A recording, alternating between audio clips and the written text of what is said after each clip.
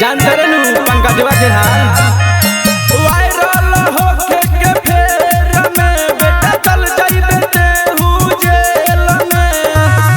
हम जो बरेल मसरऊ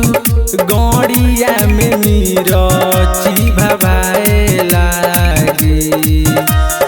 जोरे मिथुनवा हिर जीजा खोजे ले तोहर बहिनिया रे लाए लागी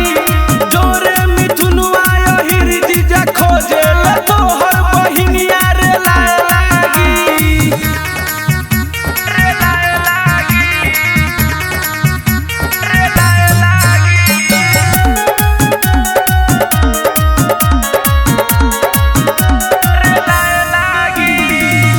जैसे गईले भीतर पंकज सिंह राजपूत रे तू जइबे बेटा तबे उतरी तोहर भूत रे उतरी तोहर बुझले तू खेसारी के बाती पगइले रे अपन बहिन माई चोदइले रे हम जो बरेल मसरऊ गड़िया में बांस हो फसाए लागे जोरे मिथुनवा हिर जीजा खोजे ले तोहर बहिनिया रे लाए लागी जोरे मिथुनवा हिर जीजा खोजे ले तोहर बहिनिया रे लाए लागी रे लाए लागी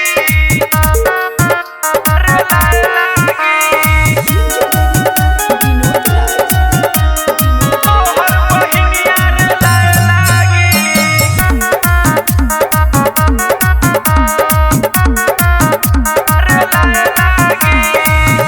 जहिया भेटइबे सरम